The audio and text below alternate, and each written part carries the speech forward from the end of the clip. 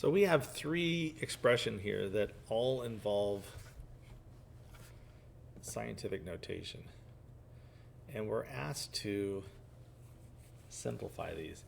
Now, B and C, there's a lot I can do because that's multiplication and division, and I can use some of my rules of exponents with those. A, not so much. A, because this is an addition problem, I have to be careful with that, not to overgeneralize rules. Let's take a look at B first. So on B, I do see that there is a 4 over 8, and 4 over 8 is 1/2. So part of my answer is going to be 1/2, but I would probably, let's see, what are these? Oh, in scientific notation. So I'm going to write this as 0.5, but here's the problem. That is not a correct value for scientific notation, but I'm going to leave it there right now anyways, because that's what I have. 4 over 8 is 0.5. The other thing that I have is 5 over 7 is, it is times x to the, it's 1 over x to the second, right? It's 1 over x to the second. So in scientific notation, though, I have to write this as powers of 10. So I'm going to write it times x to the negative second. So 10 to the 5th over 10 to the 7th is 10, it is 1 over 10 to the second power. But I don't write that. I have to write powers of 10, so I'm going to write that as x to the negative second. Now, this value right here is my answer. It's just in the wrong format. So if I want to, I can multiply that 5 by the number 10, but then to adjust that, I'm going to have to divide by the number 10. Dividing by the number 10 is equivalent to putting a factor of 10 in the denominator, right? And if I put a factor of 10 in the denominator, it's to the negative power. So this is 10 to the negative third. Another way I can think about this is, no, I'm going to leave it there. So my answer is 5.0 times 10 to the negative third. I can look at that as a decimal. I can compare it to the original answer, and it's going to be the same. Let's take a look at part C also, because I can do something similar with that.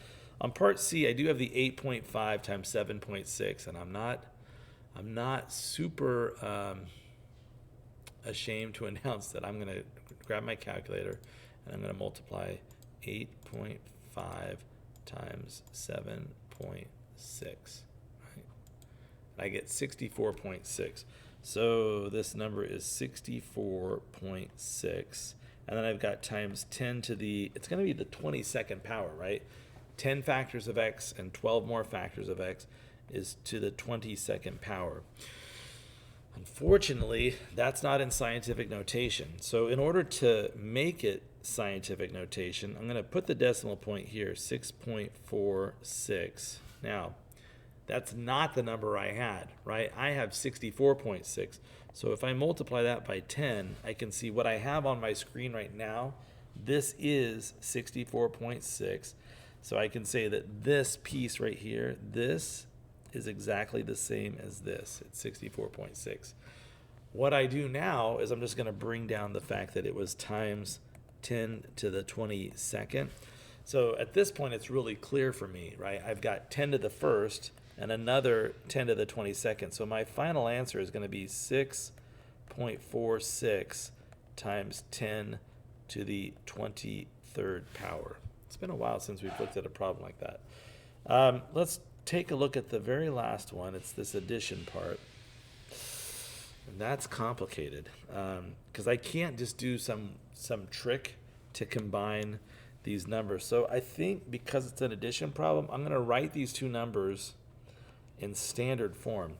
So I'm going to write this first one as, it's 1.24 times 10 to the third. So I'm going to multiply that by 10, 3 factors of 10, and every single time the decimal is going to move. So it's going to be, that's a 1, 2, and 3.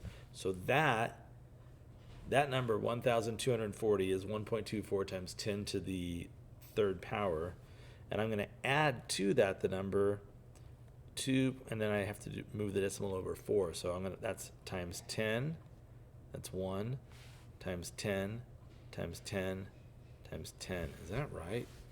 So the decimal point was there, and every single time I multiplied by a power of 10, or a factor of 10, it moved over. So it moved, that's 1, 2, 3, 4, that's it.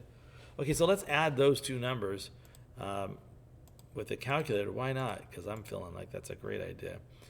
Plus 23,000.